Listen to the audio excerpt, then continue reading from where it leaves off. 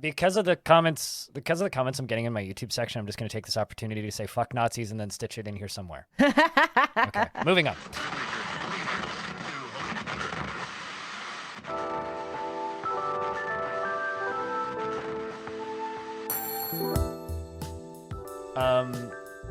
Yeah, as long as we both saw the clap number, then we're good.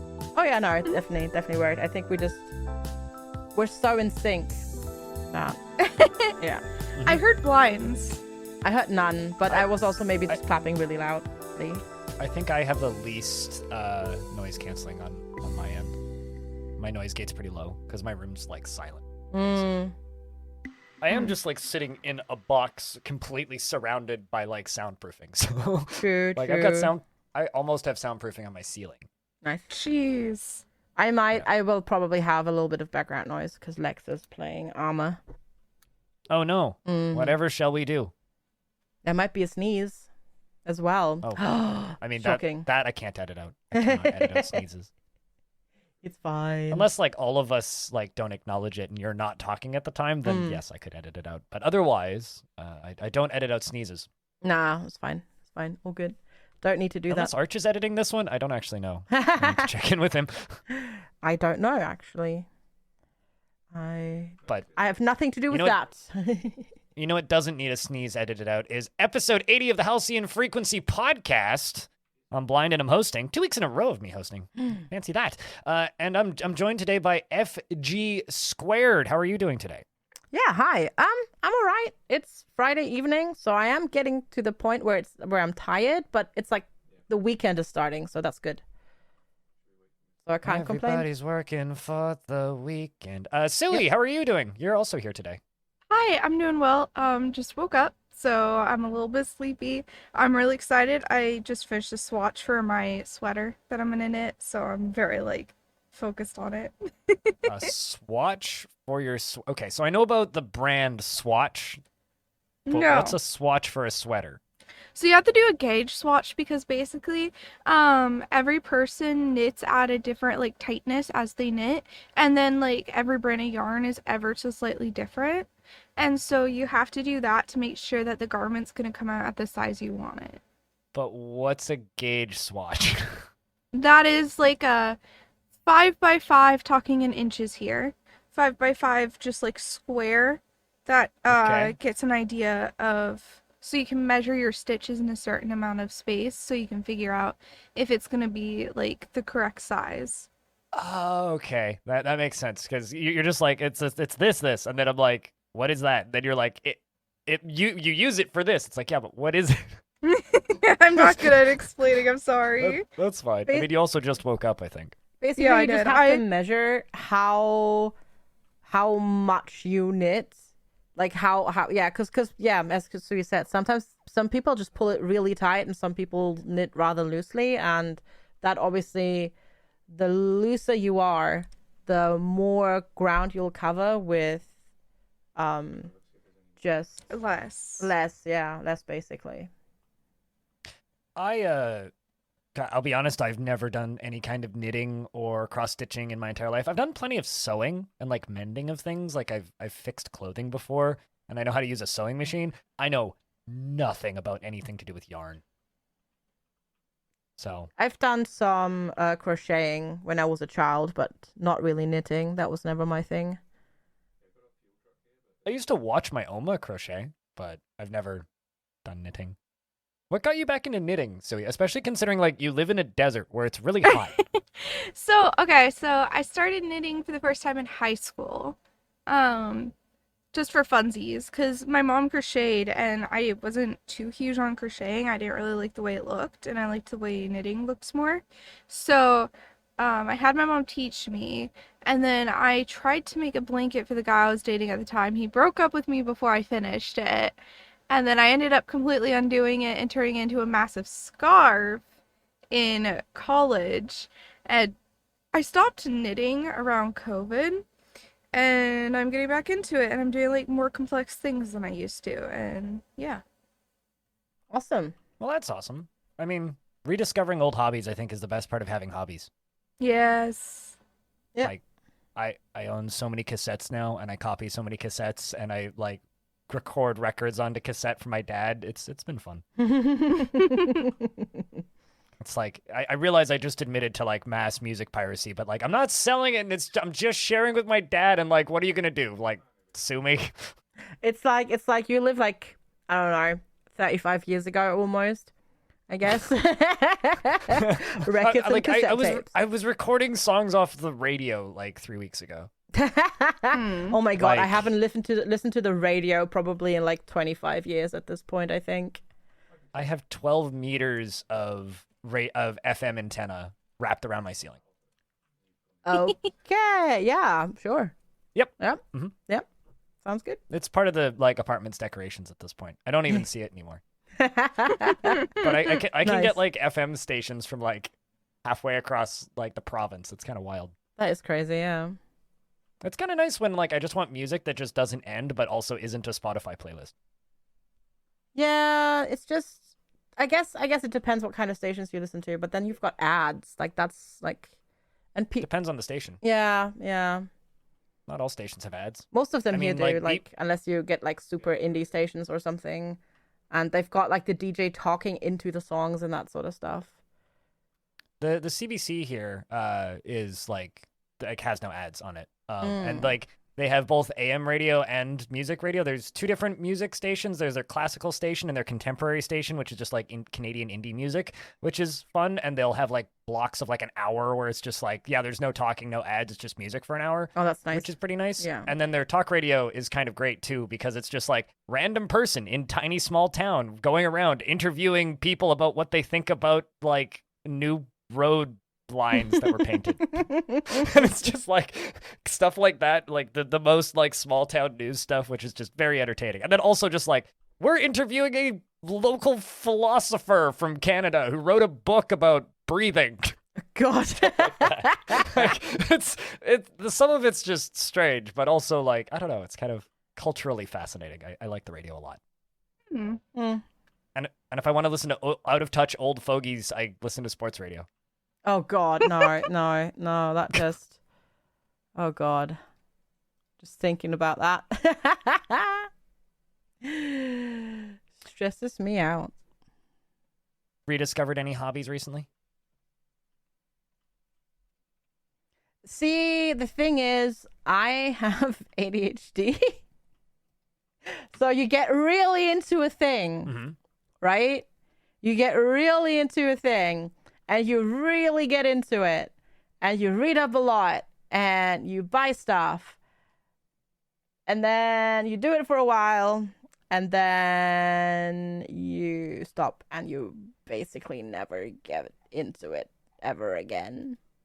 Really? Because it's like it never gives you the same like dopamine hit again ever. Oh, I did buy my new camera, so that's nice. So I've been taking that out and going on adventures outside. Because I guess that's why I haven't been on the podcast really in a while. Because I went on 3 adventures outside, like in 3 separate occasions. I went to TwitchCon Paris, and then the weekend after that, I went to Fantasy Forest, which is a big medieval market Ren Fair type thing here in the UK. And then like 3 days after that, I went to a special preview event hosted by Team 17, technically #ad because UK sponsorship disclosure guidelines, though I didn't get paid for it, for a preview of the event Gourd. So we went to Butser Ancient Farm, which is this experimental archaeology farm in the south of England, and we had an event there, and that was really cool. So I took my camera. I haven't actually though like look through the pictures and pick the ones I wanted to post yet. I need to do that like tomorrow. I guess yeah, we're kind of all getting, like, my entire community is kind of getting back into Lego, I suppose. I don't know, but that was never a hobby as a kid because that was just toys, right? It was like it's just Lego and it's just play and build stuff. So don't know. Wouldn't call I was it never a Lego kid. really. Wow. Were you like a Playmobil kid? No, I played a lot with dolls. Ah. Mm. And like, okay, the way I played with them was like I would have them go on these like really dramatic things and they'd all be fighting all the time. Wait. Nice. So you were a like the Learning Channel like show director, but for your dolls? Yes. Got it. It was Sounds so cool. fun as a little kid. Also my gauge didn't turn out, so I have to completely redo this thing that takes like 3 hours. Oh no. Oh no, that's not good. I need to use bigger needles. At least it's not a Phineas gauge. Well, okay, it's better than like doing an entire sweater, which takes literally probably like hundreds of hours, and then finding out that it's the wrong size because it would have turned out way too small. Hmm. I'm making sounds as if I understand what you're saying. I mean, like, I know what you're saying, but. Anyways, since we're all rediscovering hobbies from times long past, I think it's time for us to jump into a hobby that we all currently have, which is playing video games. Sounds good. Yeah. Does that work for you too? Okay. Let's jump into games. We'll be right back after this.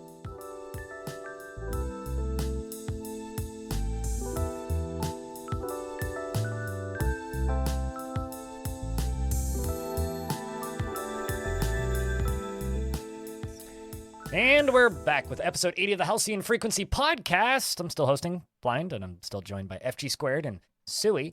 And FG is going to talk to us a little bit about The Expanse, a Telltale series. Yes. Oh my god. Like, it's finally here. Well, first of all, oh my god, Telltale. What? Telltale went defunct. Kind of. Question. Where is Several it? years ago. Is this going to be on Steam? Is this an Epic thing? Is this a... Because I feel like I've seen nothing about... Like, I remember it being announced, but then hearing nothing after that. Yeah, it's exactly what you thought. It's Epic exclusive for now, for a year. Okay. And then it's gonna come to Steam. It's also out on consoles already. Like, you can play it on PlayStation, Xbox as well. Right now. But yeah, so there is a new Telltale game out, and it's like a Telltale game where you have to, like, with, you know, all the choices and blah blah blah, we'll remember this and all those things. That is indeedy doodly a thing now. And it is also by Telltale. It's not just like ex-Telltale gives, like the Star Trek game that recently came out.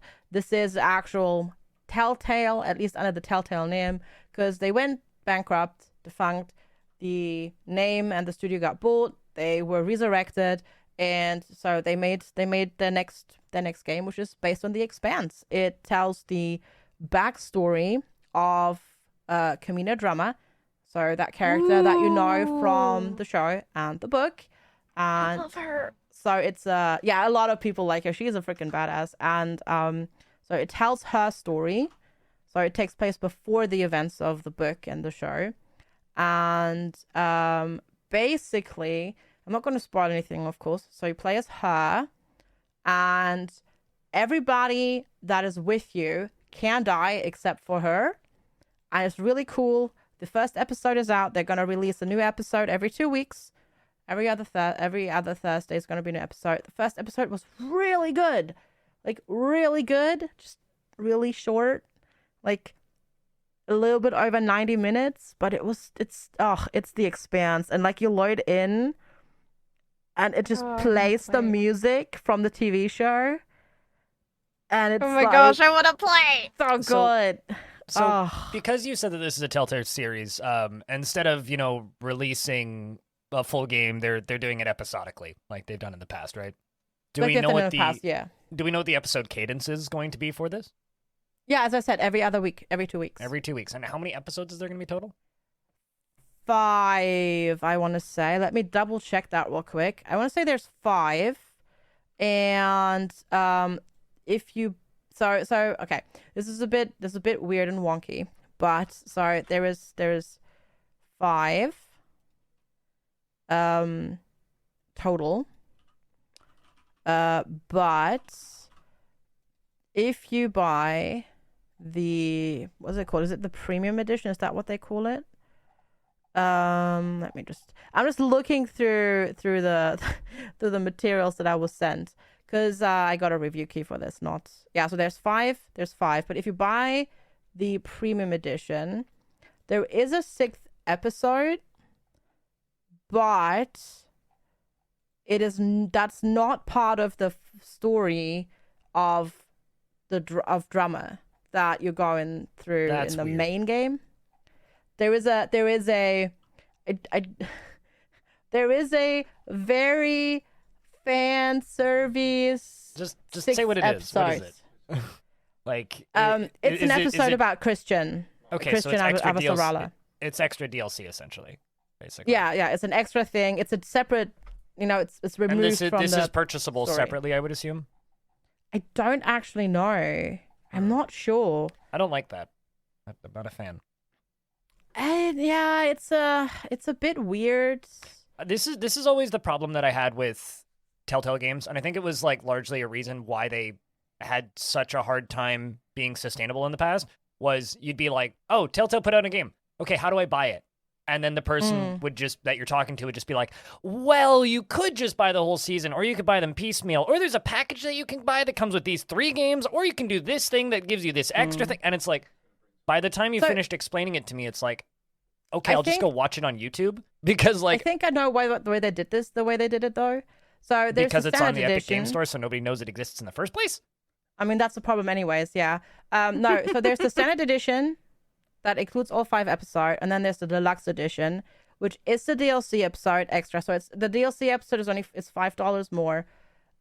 But honestly, it's probably extra because they had to pay the actress for Avasarala probably a lot of money to do it. Because they have the whole cast, right? No, because do they not? this is it's completely different people. But they do have the original actress for drama, so Kara G, and they have the original voice actress for Christian Avasarala as well. I will not try to pronounce her name because I don't think I can properly. So they have both of those very notable actresses. So they probably have to pay them. I would presume that's why the DLC is extra, and it's kind of a little bit more fan service than the other one. So I get why, but I really don't know if you can just buy the extra episodes. Yeah, on top of. I think for me, the way that this is going to go for me is I'm going to wait for it to be done, and probably wait for it to come out on Steam. For 2 reasons. Like, one, like, there's been a number of times that Telltale games have come out, and oh my god, this first episode's amazing. Oh my god, episode 2 is great. Episode 3 kind of sucked. Episode 4 was boring. Oh, I didn't play the last 3. And I would like to see what the general kind of thought is on the quality of this once it's done, because Telltale went under, and Telltale went under for a reason, right? Oh, yeah. And Telltale is back now, and from my perspective as somebody who passively enjoyed some Telltale games but never was heavily into them, they seem to be making a lot of the same mistakes as somebody who's a casual, occasional enjoyer of a Telltale game and not somebody who's a hardcore fan.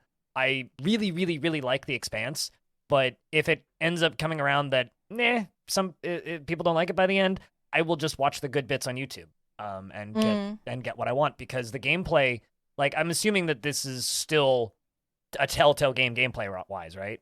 Or are they doing more of like the Wolf Among Us, where there's some walking around and some like puzzle solving? No puzzles yet.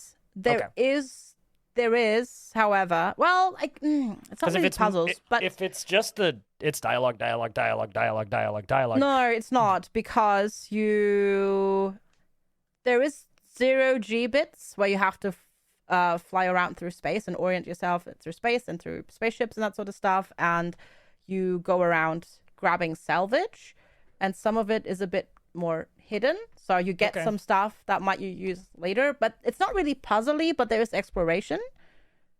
Sure. Yeah, in that regard. So there's a bit more than it's not just dialogue. Certainly. I sorry if I seem like I'm coming off as a bit of a negative Nancy on a game that a lot of people are very excited for, just purely because I am so bloody skeptical of anything called Telltale. It just, it makes feels sense weird. Though. Yeah, I think they're kind of doing themselves a disservice releasing the episodes one by one. I feel like they should have because clearly, I mean, if the next episode comes out if the last episode comes out in September, in like 5-6 weeks from now, that kind of means the entire game is done. So why not just release it all in one go? Like, just let me play through Yeah. it, rather than like We already stretching know. it out. Go on, I sorry. don't know. But because like before, like how they used to do it, where there was like, I don't know, 3 months in between the episodes. You know, yeah. I feel like But we 2 already know weeks? I that don't know. episodic video games don't work. Hitman tried it. We saw how that turned out. Telltale went bankrupt once. There's been many episodic games made by various indie studios that just didn't sell well enough to sustain themselves. We kind of know that this doesn't work, right? It's a bad format for video games. Regardless of agreed. if people keep trying it or not. And I think it's kind of weird that they're still trying. Yeah, I Because I don't understand that the Star Trek decision game either. that Star Trek game that came out on Epic not too long ago that you really enjoyed, which I'm blanking on the name of now. That was just a full game. That was a full game, yeah. Yeah, It that was wasn't just super what, a long, 12-hour but it was experience, like but- normal length. Yeah, that was Star Trek Resurgence, by the way, just to drop that name. Which, by the way, they have now added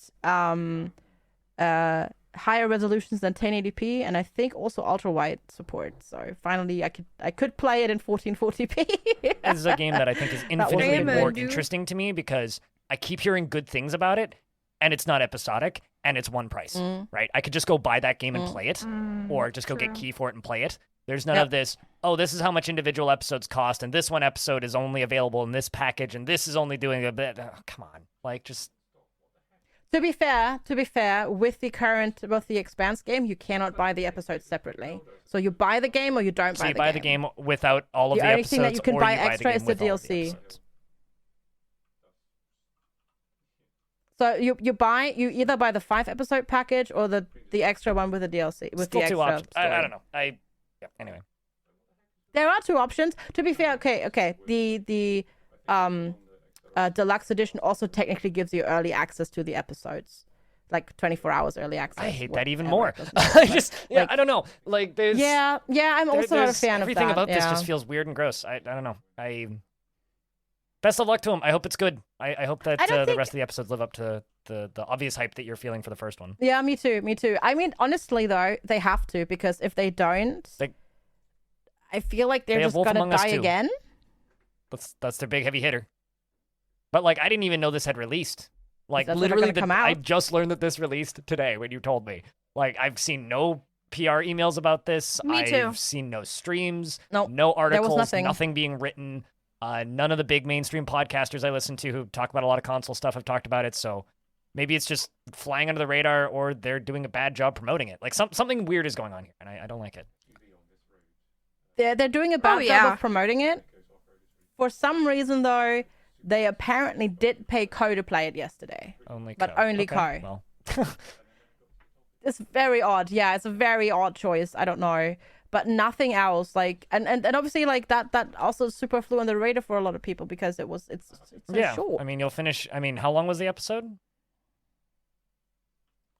Just a little bit over 90 minutes. And that's because mostly I ran around Okay, so so much you could do it in like an hour, is what you're saying. looking at stuff.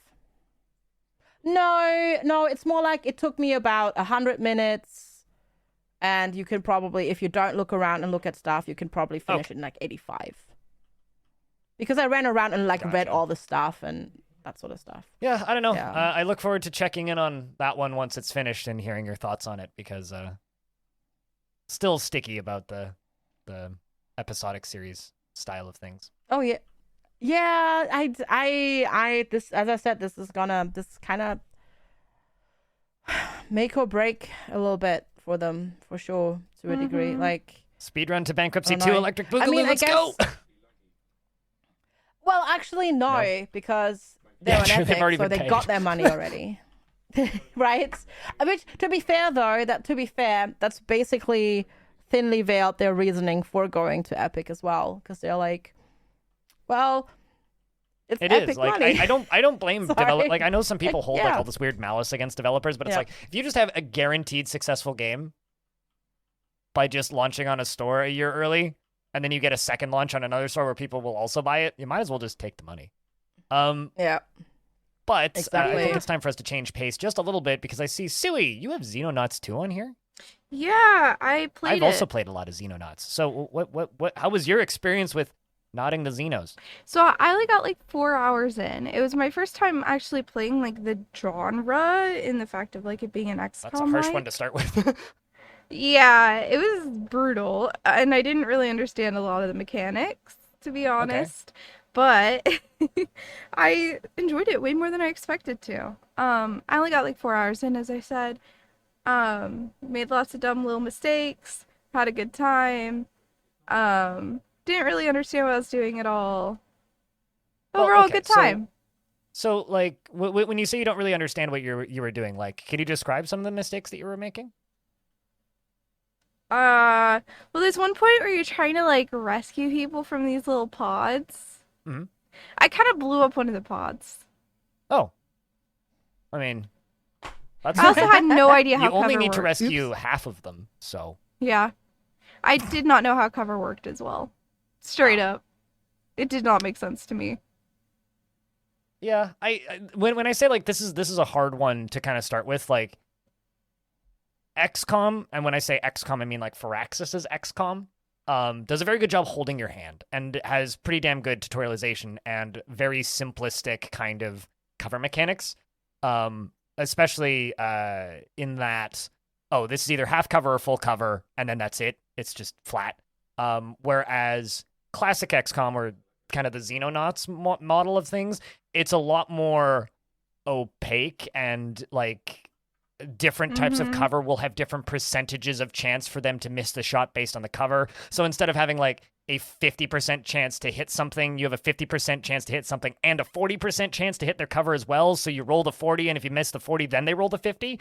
So there's kind of a lot more going on there with cover in Xenonauts, but outside of like kind of the learning curve, you said that you did kind of have a lot of fun with it. So I'm trying to like word this.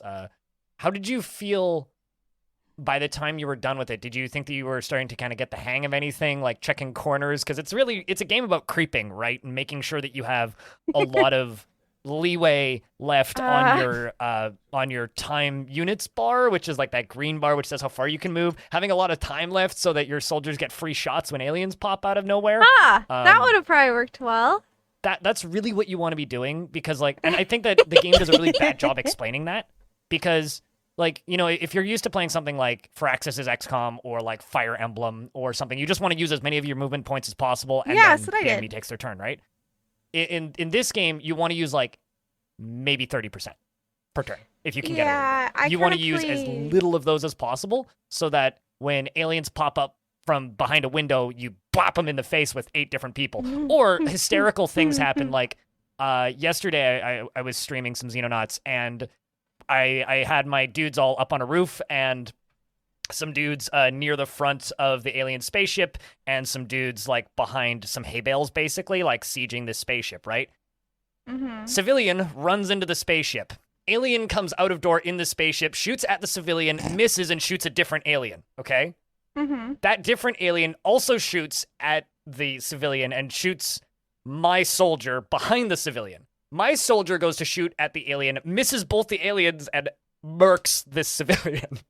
Stuff like that. And when like comedies of errors like that happen, it's just, it's incredible. Because like you'll have 4 soldiers just like in a row, like all with sniper rifles aiming at a thing, and they'll all miss, and somehow one of them shoots the guy next to him. It's just like, come on. Yeah, no, I decided to have a guy with a machine gun start shooting when there was a guy like somewhat in front of him at one point. That didn't end well. I've been playing Charge the Game with it, which explains a lot of my failures. Charge and use all the points. That's how I played. Yeah, it's very much you almost need to play Xenonauts or traditional XCOM like a stealth game. And just the entire time you're playing, assume that the enemy knows where you are and can see you. Because there will be points where like you'll be all focusing on one direction and like sieging a thing, and then suddenly like 3 shots come from behind you and 2 of your guys die. Right? Yeah. And you're just like, where were you? So it's all about like checking corners and like making sure you have every single possible line of sight clear before you turn your back to something. So they're very methodical games, but that doesn't mean that they're slow or anything. And I think that some people I assume that if you use all of your points, like the game will go quicker. Really, no, you'll just lose faster. The rounds will take about the same amount of time, regardless. My thing as well is like, I am not a stealth game person. I am a go charge kill thing person. So. Yeah. But that's not how to succeed in Xenonauts. Okay, fair enough. I mean, there are certain classes and builds and situations where you can do some of that, but like even if you have 4 dudes with rocket launchers and a Mars, which is basically just like a platform with a rocket launcher on top of it. I had a bunch of those. Marses will bankrupt you if you buy too many of them because they're like $250,000 a piece. They're almost as expensive as a jet, and you need jets more. Air superiority is very important. But I kind of lost them every time I brought them into battle. Yeah, no, you and because it's a long-term like campaign map basically, 40 hours in, if you didn't put your money in the right things in the early game, you'll have to restart the whole campaign because you just straight up won't be able to compete. Oh. It's that kind of game. It's not it's like a Total War campaign map kind of where, well, this campaign's screwed, time to start over, or like Civ where you could play for 40 hours and then, okay, well, it's time to restart because we didn't get the victory. So you have to be pretty careful with your money and your finances and like put stuff into research, upgrade your base and get the right alien research, get the alien weapons, actually do the thing that the game tells you to do, keep an eye on your panic levels. Like it's a multi-layered strategy game, and I think that's why XCOM can be so compelling because, yeah, you could win that fight on the ground, but there's 18 other death clocks that are going to end the like entire campaign early if you don't manage the overworld map. So, and that I think is a large portion of the appeal of XCOM style games because they are a very multi-layered strategy game, but at the same time, you get to do those battles which are fun as heck when you're playing. Okay. Yeah, I tend not to be like a grand strategy player, so they're not. I wouldn't call them grand strategy, but you do have to pay attention, right? If you just leave things on full speed and you're not researching stuff and you're spending all of your money on Mars platforms and destroying them in each fight, yeah, you're gonna have a hard time. Soldiers are cheap. Vehicles ain't. Soldiers are only 10,000 a piece, and there's always more where that came from. Fair enough. But FG, talk to us about Tectonica. I think Jess is playing this right now. Let's go. So Jess is playing this right now, yes. I want to sell Belle also played it. So Tectonica is a new factory automation game. Came out on the 20th, I want to say, or maybe the 18th. I don't know. So many indie games came out in that short little time frame. 18th of this month. It's an early access. But it's really good. So it's a factory automation game. You wake up in a cavern underground on an alien planet. No idea who you are, and basically there's just this voice talking to you, and it's like, yeah, so we were supposed to build a factory here, but somehow everything is broken. So let's set this factory up. And yeah, it's a first-person 3D factory automation game, but rather than how Satisfactory is doing it, where most of the story that's going to be in the game is not in, Tectonica has already story. The first bit of the story is already in the game, and you don't just build one factory in a way, because you move through the map. So you spawn in a little station, and then you exit those, and then you hit you reach your first actual big expansion station, where you slowly get tutorialized on how to like set up certain things, and then you explore the map. The map is really big. The terrain is to like 95% fully destructible. The only thing is buildings are protected, and they're encased in like protected area. Earth, just so that you can't bypass certain puzzles. and you can't destroy the terrain around the rivers and the lakes because there's no water physics, so that would probably break the game. So you just can't destroy it. But anything else you can dig out, and it's really fun. The complexity is not as crazy yet as Satisfactories or Factorios, but it's version 0.1. Wow, that is early. Right? So that's why. Yeah. It's very early. There's a lot of stuff that they still have planned to put in. But it already, like, if you actually go and play all the way through the content that's there, and if you focus on, like, then also getting all of the optimization upgrades that you can get, like, my factory, there was spaghetti. There was a lot of spaghetti. Was it meatballs? Like, so much spaghetti. No meatballs, sorry. No, there's no combat in the game, which I really like. So no meatballs to get that way. And there is multi-layer building, so you can just build up floors and you can put, factories on there.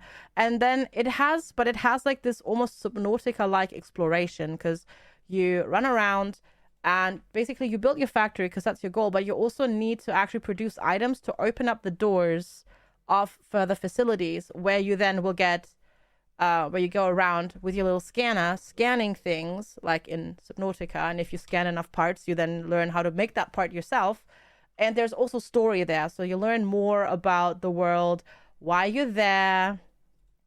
Basically Earth is screwed up, and suddenly this planet that you're on showed up. It's a rogue planet. It showed up at the end of our at the edge of our heliosphere, and Earth was like, let's go exploit it.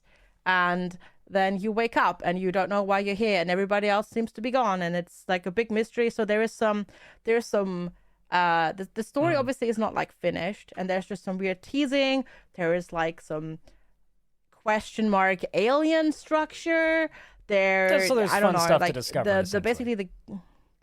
There's lots of stuff to discover. There is lots of logs to read and things to learn about the world. And I really, really enjoyed it.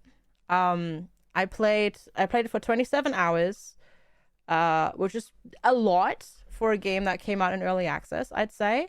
It's a game that it's £24.99 in pounds. So playing for 27 hours, that's already a good deal in my book. It's a very good deal. And I could play more because I haven't done all of the optimization updates. I have done all of the upgrades that let me I have unlocked everything to build, but I can't optimize said things now technically if I wanted to play more and grow my factory more and that sort of stuff. But I have played through all of the story content so far. But it's really good if you like factory automation game with a dash of story and some exploration. So you need to like walk around and like find facilities and that sort of stuff. And as I said, 95% of the terrain is destructible. So it's great. I really enjoyed it. I can't wait to see the next update. I do have some very on-topic questions about this game, but first I just want to mention that I recognized the name of this studio, Firehose Games, and was like, I wonder why I recognize this. And then I clicked on their Steam page and I go, yes, because they put out 20XX, which is like a run-based Mega Man kind of game. But they also put out a game with the best title of all time, which is Cat Lateral Damage Remount Meowstered. They made the Cat Lateral Damage games. Quite funny. Right. Okay. Let's check this out. But my question is like, is the map pre-designed or is it randomly generated? Okay. Yes. No, it's not randomly generated. It's pre-designed. Is it just me or does this really, really remind me of the look of Valheim? No, it's colorful. It is colorful, but it doesn't have that weird graphic thing going on that okay, because like looking at has. screenshots of it, it almost looks like it's got that same like kind of low poly pixel look to things, but no, it doesn't. It does not. No, 100% does not. The screenshots on the store page don't look as nice as the game actually looks. Maybe they just don't have as good really PC weird. to take screenshots on. Yeah, maybe. Yeah, no. No, it's not. It's not because I can't play Valheim. Those graphics actually give me simulation sickness. So no, this game was fine. The only thing that I had to do, like, you can also turn off screen shake. There's a lot of different sliders for all of the audio. Like, for example, I need to turn down like the machine hum because that triggers like misophonia for me. Because oh god, it makes me so angry. So I turned my machines basically almost off. You can do that. You can adjust the FOV and your first person FOV. So there's like 2 different FOV sliders for some reason. But like I could, like, you can zoom out like quite, like you can extend your FOV quite far and stuff like that. I really, really enjoyed it. Like I want to play more, and yeah, it's fun. Like I already know, like I kind of want to like redesign my entire factory. Like I won't, but like how you like, would do it second like, time, essentially. I'm getting to the point. Yeah, like you start thinking about how you would set up things better. There's definitely some stuff that they need to do, but they're aware of it. Like it's early access. They're already going to put in a quality of life update, because right now the problem is mostly that like ratios aren't in. Like you can't see in-game metrics right now, like how much you produce where and how much you use and that sort of stuff. That's all coming. And more things like that. Also, right now you can't place splitters or mergers. Belts just turn into splitters and mergers if you connect them in a 90-degree angle and that sort of stuff. All of that is also coming. Yeah, there's a lot coming. But honestly, like if you want a factory automation game with a good story, like so far, like I really recommend this game so far. Like as I said, 27 hours, and I, if there were more content, I would still be playing it. It's really good. Awesome. I'm glad to hear that one's off to a good start, and best of luck to them in early access. I got another game to talk about, which I think I alluded to in the last episode of the podcast, but I hadn't really gotten into it yet. Now I've gotten into it, and I'm about 8 hours in. This is a game called Delta V Rings of Saturn. But if you're going to look it up on Steam, just type in Rings of Saturn, because Delta V is 2, I think, Greek alphabet. And so good luck typing that in. Also, Twitch doesn't seem to know that those symbols exist, so it's called Rings of Saturn on Twitch. But Delta V Rings of Saturn is a little game that was in early access for quite some time. I want to say like 2 or 3 years. And it's been on my wish list for forever, and I just kind of was like, well, this looks cool. I will wait. And it's a mining sim. It's a top-down mining sim to the point where people keep asking me if it's like Star Sector. It's not. It is strictly a mining game. But, like science fiction mining game. But if you like The Expanse, this game feels like The Expanse fan fiction in a lot of ways. It does, yeah. Aside from the fact that there's a furry DLC and an anime DLC, the furry DLC just makes all of the character portraits furries, and the anime DLC turns them all into anime people. Apparently that was an April Fool's Day joke that people thought they were serious about, so they went and actually made it. I mean, go nuts, go make money. Turns out the furry one has way more reviews than the anime one, so I guess the furries win in this fight. But as for the game itself, it is a kind of obtuse game that doesn't really show all of its colors initially, and I think the obtuseness kind of comes to bear when you get the achievement for beating the tutorial, because it tells you 50% of people have finished this achievement. So it's a bit weird. Like it doesn't communicate very well. The UI, especially in like the upgrading screen, is like, what in the world am I looking at here? And does not explain or communicate information well in the slightest. It took me about 4 or 5 hours to figure out really what I was supposed to be doing, and not just like spending too much money on things I shouldn't have been. There's a lot of noob traps that can completely destroy your entire playthrough as well. But with some me reluctantly allowing chat to backseat and some experimentation and screwing about, I've pretty much figured the game out at this point. It's essentially the way the game works, and I keep in mind, I don't know if this game is particularly motion sickness friendly, FG, but one thing I will say, the demo is the full game. It is the exact same game. So you can try the whole game for free if you want to. So they're very generous like that. But if you enjoy it, like, give them the $10. It is a very simmy feeling mining game where you scan asteroids for certain material types, blow up or eviscerate or melt the asteroids, or zap them, and then align your ship with the tiny little rocks that come out that have the highest value. Propel yourself forward and eat them, and put them into your little hole. And don't slam on the brakes, because then all of the stuff will come flying out of your cargo hold. You have to go pick everything up again. There is some light RPG elements with quests where if you have a pilot, a navigator, and I think one other crew member, you can get calls from other ships and go help and assist against pirates, or just go blow them up.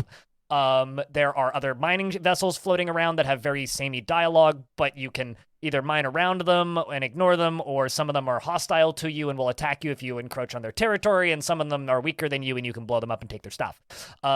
When you go back to the space station, it kind of does the Darkest Dungeon thing where your crew needs to be paid, and they get pissed at you if you don't pay them, and they get pissed at you if you make them stay in crappy hotels, and ship repairs sometimes take days or weeks, which takes real time. Or you can pay your hard-earned monies in game to stay in a fancy hotel and skip time. And the nicer the hotel, the happier your crew. The happier your crew, the less they demand to be paid more. So it's kind of a neat little balance of things with kind of a lot of layers. And the deeper you get into the rings of Saturn, the weirder things get, and the higher the payouts get, and the bigger the asteroids get, so the more complex the flying becomes. The flying is very satisfying. There's a very effective autopilot, where you're mostly just kind of clicking on things, but you still have to steer, because if you don't steer, you will just slam into rocks and total your ship and then have to jump out or get saved. And it can cost like your entire life savings to replace your ship. Like an average run for me is making me about 100,000 to 150,000 credits. If I have to replace my nuclear reactor, it's 80,000. And that's not too hard to burn out if you slam into a rock at the wrong angle. So, and that's not including all your side thrusters and things. There's tons of crazy upgrades and new ships, and they all handle very differently. So if you're like me and you just like a really neat, satisfying, like loot-based like vehicle sim that has enough neat writing and trappings and mystery around the edges that you just want to go deeper, it's worth trying for sure. And definitely give that demo a shot. And if you can get through the tutorial, the game itself is actually quite awesome. I know that there's a lot of people have been asking me, it's like, is it really as tedious as it looks? It's like, once you figure it out, it's not even remotely tedious. It controls very, very well. The ships all fly are very unique feeling. The tuning of the ships is really fun. The kind of staff and crew mechanics are neat. And the light RPG stuff is also cool. But it's just kind of getting over the hump of like, what in the world does all of this UI do? And how do I fly this goddamn ship? Yeah, it's a game that I have watched some people play, and it is a game I wish I could play. But the inertia plus the parallax scrolling of everything, I can't do it. I wish I could, because it would so be my thing, like space mining. Heck yeah, let's go. I will say that the developers I are super, can't. super, super active and open, and like every time I've streamed it, they've popped in for at least a minute. So might be worth like poking them and being like, hey, what are the odds we could like, get a locked camera mode or something? Because like the game is 1.0 now, right? So now's the time for them to add things and tweak and add options. I will say that like the bloom, which is a little bit intense, can be all turned off, and there's quite a few like camera and sway options in the options menu. It's just a matter of looking at it, but that's why I recommend just down. They have some stuff, yeah, but it's the parallax scrolling, which is why I think they might be open to adding things if you give them suggestions. But I'm not the person to do that, because I don't have issues with any of that. And the parallax scrolling of the asteroids in the background, just as an example, none of those asteroids exist, right? That's just an effect. So I don't think it would be impossible to turn that off, and locking the camera might make the game mechanically tricky in spots, but probably could be doable too. See, I would so be down with the concept, but I am not an obtuse game person. I mean, by my standards, I wouldn't say it's that obtuse, but it's obtuse enough that I think a lot of people bounce. Yeah, and if a lot of people pass, I probably will. I felt like Dwarf Fortress is a little too obtuse for me. This is nowhere near that obtuse. Oh. This is nothing close to that. This just has some clunky UI. Okay. So, I mean, like, have you played Spin Tires or like SnowRunner? No. This is about as obtuse as that. It's except like the UI's a little bit more clunky. That's not that difficult then. That's about it. I played Because this is like a solo developer made it on his sofa on a laptop from their description in my chat.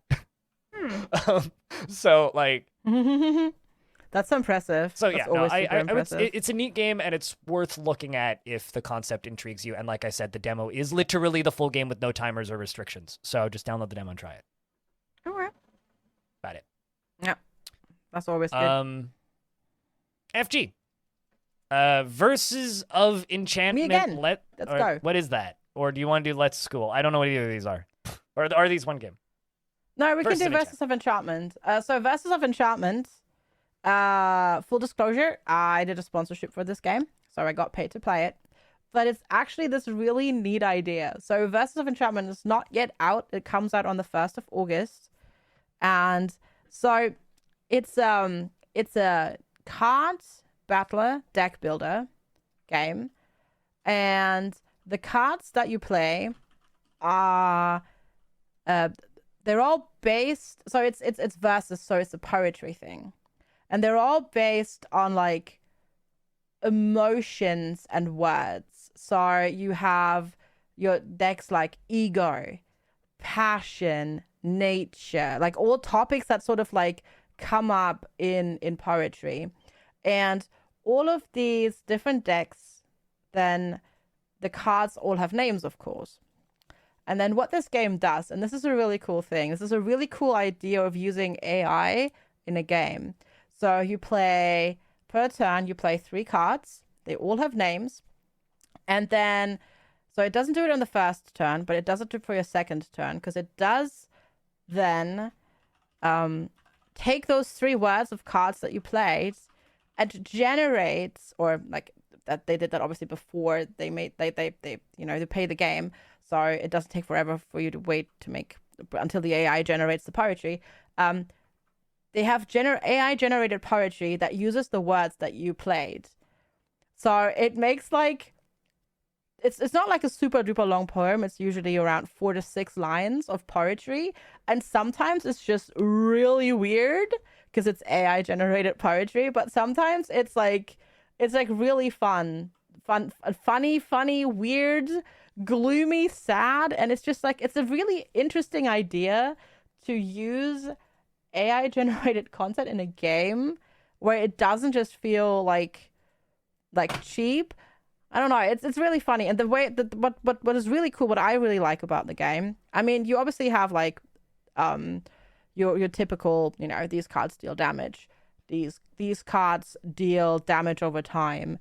These cards block. These cards like there's like distraction, which means like people like you have to discard a card at the end of your turn, or you do 50% more damage, you do 50% less damage next turn, and all those like normal things. But what it does, and this is really cool, it's depending on the last 3 cards you played in your last turn, depending on what kind of sentiments there were.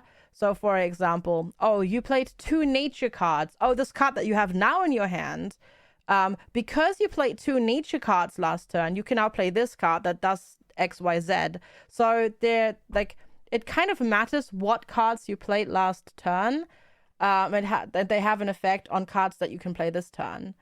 And it's like a really cool combination, and you can like combine different types of decks together, because for some cards it's like, you need 2 brilliance and a gloom card, and I don't know, it's just a really cool idea for a card game. I don't know, it's like a different setting, like making it poetry and then having this AI generated poetry in there, and sometimes it's just hilarious. There's this one character that we fought several times named Alana. So obviously, we rigged on it that it's Alana Rama as like a joke, and then but she was like, her deck was like gloom, so all of her poetry was just sad about like murder and death. Sounds pretty metal. It was just really hilarious, because then we like, I don't know, it's just like, we joked, it's like this 16-year-old teenager that's just like so done with the world. But it's, I don't know, it was a really cool idea. I would write poetry like that, and I'm almost 30, so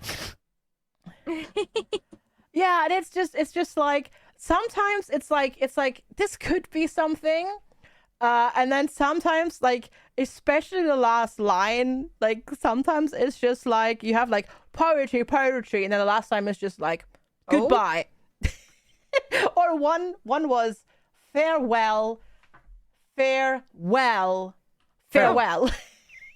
It's so funny. Like sometimes they definitely screened it, and they didn't just take all of the AI generated poetry. Like they looked through and they screened it, and they like the really weird things they left out, but they definitely left in some really like funny / naughty ones. There was also one where it was like blah blah blah blah blah, you heaped shame upon your mother's hair. And just like I feel like I need to see this in action to actually understand what any of it is. Yeah, it's at its heart, it's just a card battler. The AI generated poetry on top is kind of just an extra gimmick, but it makes it really fun in a way. But like the thing that sets it apart, I mean, like if you leave out the AI generated poetry, is that whole, it really depends, depending on which cards you played last turn, you can play certain cards that this turn that otherwise you might not be able to play. So there is like a meta deck strategy in there, because if you have lots of like say for example nature and brilliance cards, you can then stock up on a lot of those if you play X nature cards or X brilliant cards that then like they obviously they're better than, like they do more, they either give you like, instead of like 1 stack of a debuff, they do like 2 or 3 stacks of debuffs, or they do more damage and that sort of stuff. So it's quite interesting. And they have a campaign, they have an endless mode, and they also have a versus mode. So you can play local, so it's local multiplayer, but obviously you can play together over remote play together, which with a card game, there's not going to be any like lag problems or anything like that. So I don't know, it's just a really neat concept. That's why I mostly took that sponsorship, because it's just a really neat concept. And if you look at the store page, they have like a slightly harder to read font in their UI. So if you have issues with that, they do have in their settings a different font that you can turn on that's a lot more legible if you have problems with eyesight. So that's pretty good. Well, that's important to say, because that's, it's not like super hard, difficult, terrible pixel font, but it's also not the most legible font. But you can turn on a one that's slightly less stylized and more straightforward. So you've got 2 games left on your list. Yeah. I'll switch things up to go to a super wholesome, cute game. Yeah. Did either of you happen to play Nintendogs on the DS back in the day? I had a DS Lite, which I won in a contest, and I got a couple games for it. Nope, and my little sister bought Nintendogs, and then I never saw that DS Lite again until I moved out. Like legit, I never actually used the thing. My little sister just played Nintendogs, and I would get in trouble if I tried to take it away from her, and it just became hers, even though I won it in a contest. It was a photo contest. Nah. So yes, I have personal beef against that terrible franchise of video games that destroyed my gaming childhood, because I wasn't able to use my DS Lite. But go on. Yes, I had a DS Lite too, and I played Nintendogs, and I really liked it. And so Little Friends Puppy Island is kind of like if an indie studio took Nintendogs, put it on PC, and it was more modern, to give an idea. So it's a little different in the fact that you can have like an absurd number of dogs. You can have like up to 30 dogs. You only have to take care of them after you take them out for walks, though. So like you're not like constantly taking care of them type thing. And then you take them out on walks, and you like explore this huge area, and then like you slowly do quests, and it actually is more of an RPG / management sim in the end. And it was really cute, and it had like you go explore this place, and then you build a building, and then you assign dogs to work at that building while it's constructed. Then you walk around and go get materials to build it, and then you build it, and then you assign dogs to work at it permanently. And I just want to ask something, because looking at this, I was kind of expecting this to be like a $20 budget game. This game's $50. Is it really? Yeah, it's 51 in Canadian dollars. It's $51.99, and like nobody's bought it. It's got 16 reviews. Admittedly, it's 100% positive on the reviews, so it's getting reviewed super well. But wow, this game's expensive. Yeah, I'm kind of surprised about that price. Yeah, I would say Yeah, it's 30 get quid it on a here in sale. the UK. Holy If you moly. can get it like half off, it's 100% worth it. Yeah. No, I mean, like, I could totally see this as like a budget title, but like that's like getting to AA like medium-sized game prices, like. And I don't get me wrong, these dogs are very pretty and very cute looking. Like that's a really cute corgi, and that dog has a flight hat and boots on. But like, and that one looks like a pirate with sunglasses. That's excellent. But all that being said, it's just surprising to me of how pricey it is. Yeah, that I think it should be like half the price personally. Okay. Yeah, honestly, I'd say like okay, so in USD it's $40. I'd say 30 would be okay. You know? Yeah. I did only get 9 hours into like it's only like a 9-hour game, 10-hour game. So Okay. What? Wow. How replayable would you say it is? Is like there enough variety that you would go back and do it again? Or no. okay. So maybe it is more like like at most 30. Wow. You know, that's like crazy. Huh. it's overpriced. I didn't realize how expensive it is. It is overpriced. That just seems like a lot. I don't know, but don't get me wrong. It looks adorable. It so is. What was your time with it enjoyable? It was. I had a good time playing it. By the end, I was very ready for it to be done though, and I did only play it for 9 hours, and man, seeing that price, I'm a little skewed now because I didn't look at the price until now. I mean, now I'm just curious. How much did the Nintendogs games cost back in the day? Like $25-$30 per game was the standard price for DS games, if I remember right. Well, you can buy it new right now for $18.99 and get a hard copy. Yeah, but that's this economy. That's now. Yeah, that's now. Yeah, no, the original price for them was $30. Yeah, that's different. Mm-hmm. So yeah, I don't know. I feel bad being that guy that just points at the price tag and goes, but that just seems expensive. It is. I didn't know. I didn't realize. Seems I didn't very look expensive. because I got a Yeah, review key, that so I was seems- just like, Like it's $2 cheaper than System Shock, and System Shock is like a 40-hour game, Yeah. and it's replayable. Yeah, that's crazy. Yeah. Maybe it's Half sale bait. price, I don't know, I guess. where it's That like, would be this alright game's for just me, gonna be I think. 50% off in like 2 weeks. But anyway, I don't know. that seems like a lot. It is a lot. Is there It anything is else a you lot. would like It's to the say same about- price as the Endwalker expansion of Final Fantasy XIV. Yes. That is absurdity. We are about an hour into this podcast. Is there Oh. any other games we'd like to cover? No, the other game I have I barely touched, so. How about UFG? I'll just throw like a quick 2-minute review. So yesterday, Let's School came out, which is a school simulator by Wow, they're really the cranking out devs content at of that My Time studio. at Porsche / My Time at Sandrock. Funnily enough, you know how this game came about? One person in the studio made this, and everybody in the studio right, was awesome. like, "Hey, this I is love it kind when of that cool. We should happens. make this as a game." Cool. So yeah. So it's not early access. They're going to add some couple. They have a couple more content expansions coming up, but the game itself is like done. It's it's not early access. It's a school simulator.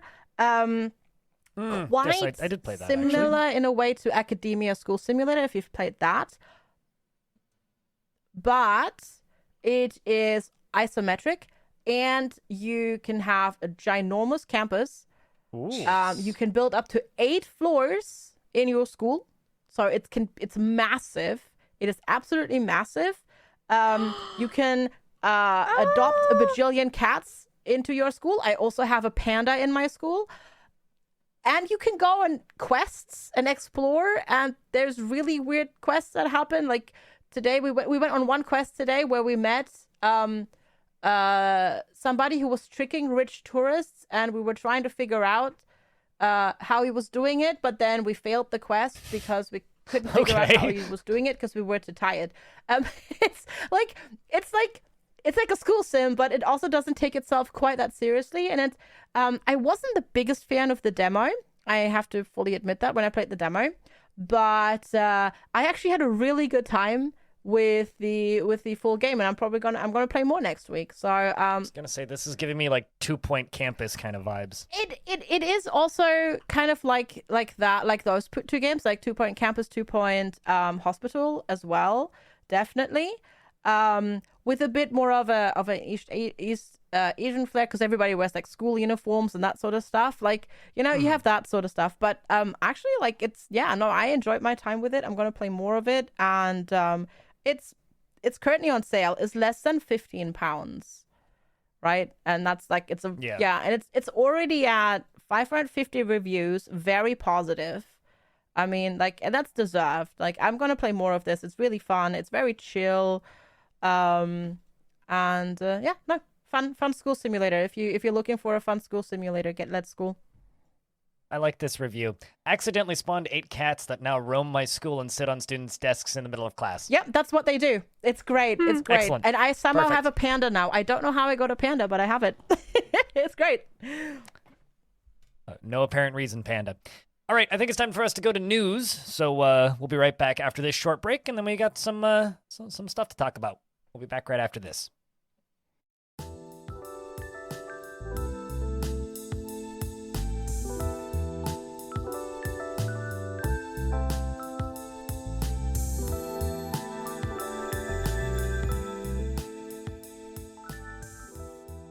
And we're back with episode 80 of the Halcyon Frequency Podcast. This is the news segment where we talk about the news, where things have been happening in the news. So first off, before we dive into the news, I just want to talk about our news, which is something we mentioned on the last episode, which is we're hosting a game jam, which currently is running at the time of recording and will be kind of wrapping up by the time this episode goes live. So if you're in the Halcyon Frequency Discord, jump down to the game jam rooms and kind of see what people have been working on. And once games start getting submitted and are finished, definitely go and check out those games and leave people reviews and play the stuff that's being submitted, because it's nice for people to get feedback, and also keep an eye out on our channels for us streaming those games over the coming weeks, because I'm sure that there will be a couple at the very least, because we're pretty close. We were pretty close to like 50 like participants as of the last time I checked before it started, and I kind of slept through the actual start. So yeah, looking forward to seeing what people create. Yeah, 56 people joined. Holy crap, that's currently. a lot. Yeah. Jeez. So there's 2 days, 9 hours, and 29 minutes and 2 seconds left as of the time I'm reading it right now. 56 people have joined, which I want to say the last one we did was like in the 30s, and I think we got like 8 submissions or something. So pretty happy with 8 how this has been entries going. we had, that they submitted games last time. Yeah. So, shout outs to Jess, who's done a lot of the heavy lifting this time around, and Arch and everybody and shout outs to our artist Fog, who put together the lovely key art for the actual event itself, and I'm very excited to see what people come up with. Same. Also, we should probably talk about it because it's out now. The theme this time around is Out of This World, and we like purposefully kept it like really, really, really vague, so people don't get influenced, because Out of This World can be a lot of things, and we kept it vague on purpose to hopefully not like influence people, and like people can be like as creative as they would like. Mm-hmm. Yeah, and Fog did a fantastic job on the key art for it too. Oh yeah. Yes. So the next thing we have here is a clarification from the last episode, from something we talked about on the last episode. So there was a scare going around that Ubisoft was deleting people's accounts, and FG, do you want to read through Ubisoft's clarification here? Because largely this kind of seems like a situation that was handled really poorly on behalf of Ubisoft. Yeah, that was handled a little bit poorly for sure. There was some like, oh my god, my account got deleted, and then kind of stuff got a little bit blown out of proportion on like not Ubisoft side, but Ubisoft also didn't like, took a while to respond to it and all that sort of stuff. But basically, what the thing is, people will not lose access to purchase games or DLC due to inactivity, whether they are playing on PC or console. They the only accounts that they do delete after years and years and years are accounts that don't have any purchased games in them. And the policy is a bit different between PC and console players, but basically, PC players, a Ubisoft account will not be closed if tied to an activated PC game, no matter where it was purchased. And console players, you will not lose access to games purchased on console, even if your account with Ubisoft is closed after 4 years of inactivity. There's also a further link to their inactivity policies that you can dig through and that sort of stuff. But basically, if you bought a game on Ubisoft, whenever it was, you will not lose access to it. They will not delete your account. Your purchase is your purchase, and we can all rest easy. We will still be able to play Assassin's Creed. Even if we haven't touched the game in like years and years and years. So it's all good.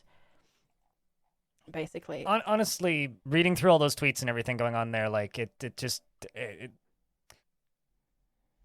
really just kind of seems like panic, and Ubisoft took way too long to quell said panic, I think. So but then it's also like, okay, obviously we didn't get all of the info, but it also feels like the person whose account was deleted and who or like was getting deleted that they screenshotted the emails for, that they it's they also didn't say that, like, they didn't clarify that they hadn't purchased anything. Mm-hmm. Also, obviously, it's also very important, before they close your account after inactivity, if you haven't purchased anything, they will still send you an email 30 days. 3 separate emails. They will send you emails, before. One 30 days out, one 15 days out, and then one 5 days out. Yeah. Exactly. And each email is an opportunity to fix it. And if you can't log in, you can open a support ticket where they will not close your account even if you can't log in. Yeah. Yeah. So basically, your Ubisoft games are safe. And if you've given them money or are actively giving them money, they don't want to delete your account because they want to keep taking your money. Exactly. Yeah. Speaking of people who don't want to take your money, Life by You, which is Paradox's Sims equivalent, has been delayed to March 2020 or 24, but 2024. I can't say dates. How do we say that? 2024? Yeah, 2024. Yeah. So they were supposed to go into early access this September, but it's been pushed to March, taken from PC Gamer over here. Is this something that you're looking forward to, either of you? Because this kind of seems like your guys' kind of jam. I remember, like, taking note of it in my head and being like, oh, this might be cool. I'll see where it goes. And that's about it. I'm not a Sims player personally. I kind of... The lacking of golds kind of makes me not enjoy the game as much because it's very open. A lot of people in my community, though, are really excited for it. So I was going to check it out just for their sake. But yeah, so like I'll play it when it comes out, but it's also not like, oh my god, I can't believe they delayed it, boo hoo hoo. It's fine for me. Like, honestly, because they released some gameplay when they announced it. It needs the time. It needs this time. I honestly would not be surprised if they delay it even further, because I mean, like, from the preview footage, I remember going, wow, that looks rough. Yeah, the preview footage, the graphics itself didn't look that great. It ran quite stuttery. Like, like the trailer, the stuff that they showed, like, nothing sold me on the game in that trailer, at least. I mean, the design and the building of the house, that looked interesting, but like the actual like gameplay footage that they showed, they need this time. Like, yeah, and as I said, I would not be surprised if they delay even further, because it was rough. It was very rough. I'm always completely here for developers delaying. Honestly, I'd rather be given a full product and wait longer than be given an early access thing, because then it's likely to, be a whimper and everyone's going to forget about it and be like, oh, that sucked. And I'd rather get a full good product right at the beginning, which games in general are kind of leaning away from that, which is, but, know. Speaking of things being sold, Tencent to buy a majority stake in Techland, as reported by Game Informer. So I think FG, you're probably the biggest Techland head here, but I just want to throw my 2 cents in. This to me seems like Tencent's been sitting there going, waiting for Microsoft to close that deal, waiting for Microsoft to close that. Oh, hey, look, Microsoft's closing. Okay, time to buy stuff. And Embracer Group sure ain't buying them anytime soon, so somebody should. So I don't know. I don't like consolidation. It seems bad. It always seems bad. And I don't know how I feel about this. Well, it's not so much consolidation because it's not like Techland itself is like being dismantled or anything like that, or being swallowed up by Tencent. It's just a majority shareholder. It's a prerequisite to that, though. Like, becoming a majority shareholder is the prerequisite to outright buying a thing. Yes, but Tencent has not been doing that with any of the studios that they've purchased in the past. Because they basically literally invest and own everything, or like they have a stake in basically every company except for like Microsoft. They still freaking invest, like they've invested in like it says in the article, Epic Games, From Software, Turtle Rock Studios, Riot Games, Ubisoft, Activision Blizzard, Remedy, Clay. and others. Like exactly, like nowadays, like they just have their hands everywhere, but they're hands off. Like they haven't influenced Clay at all. That's debatable. In anything that Clay they've has done? like doubled down a lot on certain things that they previously hadn't been doing, things like drops on Twitch and things like streamer skins. They started that before they were acquired. They started the drops before they were acquired. But I've definitely listened to people who do stating that like a lot of that stuff got amplified a lot when that happened. But maybe I'm not the person to ask them. Yeah, but then also, to be fair, I think Clay needed that and the extra hype, because Don't Starve Together is their money printing child at this point, because they released, oh god, what was it even called? The card game? I don't even remember what it was called. I know exactly the game that you're talking about, but and I will remember it after we're finished recording this podcast. But anyway. Yeah, and I mean, honestly, that I'm pretty sure that game was a flop. Griftlands, was it? When it came out. Oh, Griftlands. There we go. Yeah, Griftlands. Pretty sure that game. Ow. Douchebag. Yeah, I'm pretty sure Griftlands did not very well. sell well. Like even though it's that game did very well. It didn't do well on Twitch, but you think? Are you petting the cat? Yeah, no, I mean, looking at it, it's got 12,000 reviews. Like, that game did fine. That's just fair enough. Yeah. Right? It was also on Epic for a year.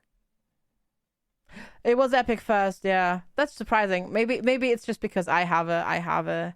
Maybe I think it did worse because I have a hate for Griftland. I also am not a big fan of card games, so I'm right there with you. Because I want the original version of it that they showed. It looked like Darkest Dungeon. Well, it was supposed to be an RPG with choices. It is. It's just an RPG with choices that matter and cards. But anyway, Suwey, I have a segment here for you. No, let's not get into that. The Suwey segment. So Suwey, speak your segment. Yeah. Okay. So, Final Fantasy XIV just announced the new expansion is going to be coming in a year's time, summer 2024. It's called Dawn Trail. So basically, Endwalker wrapped up kind of the big story arc that's been happening in Final Fantasy XIV. And Dawn Trail is kind of the start of new stuff, and they have prefaced it as going on a summer vacation. Well... So, beach episode and I'm time. excited. Yeah, kind of beach episode time, but like also it sounds like there's going to be some like political stuff in the game. And... it's not going to be like Dead or Alive Extreme Beach Volleyball then. Aww. I wanted the cat boys to wear bikinis. Nah. It sounds like... I I mean, they could. We don't know. The bunny boys could too. Anyway, so hype meter on a scale of 1 to 10, C. I am very hyped. I am so excited because it sounds like it's just gonna be a fun little dorky time. Which I love stuff like that. So yeah, I'm also excited to see where the story like continues on and keeps going and stuff because like right now they kind of, I mean, there's loose ends here and there, of course, because it's such a big game. But overall, like, things are pretty settled right now in the story. Well, hopefully the beach is shaking things up a little bit. But it's not really for me because I don't like sand. It's coarse and it gets everywhere. But you know what also has sand that's coarse that gets everywhere and also actually, definitely doesn't have a beach episode is Caves of Cud, which has announced 2 things this morning. The first thing is Kit Fox Games is now publishing Caves of Cud. And Caves of Cud will be releasing out of early access in 2024. I seem to recall them saying it would leave early access in 2019 and then again in 2020 and then again in 2022. So I'll believe that when I see it. However, they have, as far as I can tell, finished the majority of the content in that game. Like, there's actual credits in it now. Caves of Cud, of course, being a massive legendary roguelike that I've streamed many times in the past. If you're scared of Caves of Cud, if you look at it and you go, oh god, this looks like a nightmare game that I'll never finish, that's fine. Just play as a wanderer, and then you can save at towns. And it'll still be punishing, and you'll still lose progress if you don't go to the towns frequently, but like you can play it just like an RPG. And it's a wonderful world with incredible writing and great characters and really, really cool quests and neat stuff to discover. So I recommend playing Cud even if you're like, I'm scared of roguelikes. Just play it like an RPG. You'll enjoy it. It's a good time. I think that brings us to the end of our news and the podcast. So, because I'm hosting, I have this thing that I do where I check our previous rankings, and I got to say that we are the 180th most popular games and leisure podcast in India, and the 210th most popular in Poland. Poland, we were 60th. What did you do? Did you all abandon us? Come back. Jeez. If you would like to help this podcast out directly, you can do that by leaving a review on any podcast platform that you happen to listen to it on if it allows reviews, and ideally iTunes. If you happen to own an Apple device, it's very easy to do that. If you don't own an Apple device, well then you're one of the rest of us, and it's very difficult to do that. But if you can, that would be go steal one from your grandma. I mean, or like walk up to a random person on the side of the street and be like, "Can you review this podcast for me?" But maybe don't do that. Don't get arrested. FG, who are you and where can people find you on the internet? Yeah, I'm FG Squared. I play usually a wide variety of mostly indie games, but sometimes AAA stuff. And you can find me at fgsquared.tv. That has literally links to basically everywhere where I am. Twitch, YouTube, Twitter, X, whatever it's called, Instagram, and all those things. Suwey, who are you and where can people find you? Hi. I am Suwey. It's spelled Suwey. You can find me on Twitch, Suwey, YouTube at Suwey, or at Suwey Streams for my stream archive, and then both I'm social blind. media You can find is me at Suwey BLIND Streams. IRL on almost all platforms, and my primary social media these days is Mastodon, which you can find me at BLIND IRL at mas.to. And if you would, like to find more episodes of this podcast, you can find it at halcyonfrequency.com. And if you want to discuss this podcast or the game jam that we have running right now, you can do that on our team's Discord. Links are, of course, available through the website. This podcast should be available in all places where podcasts are harvested from the podcast trees. But if you can't find it, please let me know and I will make it reappear there because it has disappeared from places once or twice due to APIs changing and whatnot and me forgetting to update them. So, if it disappears from your platform, just holler at me and I will fix it. As well as... leave us an iTunes review if you really want to help us out. Episodes go live every Sunday, and till next week, don't touch that dial. This is Halcyon Frequency, signing off. I have an old cat to feed, so I'm going to go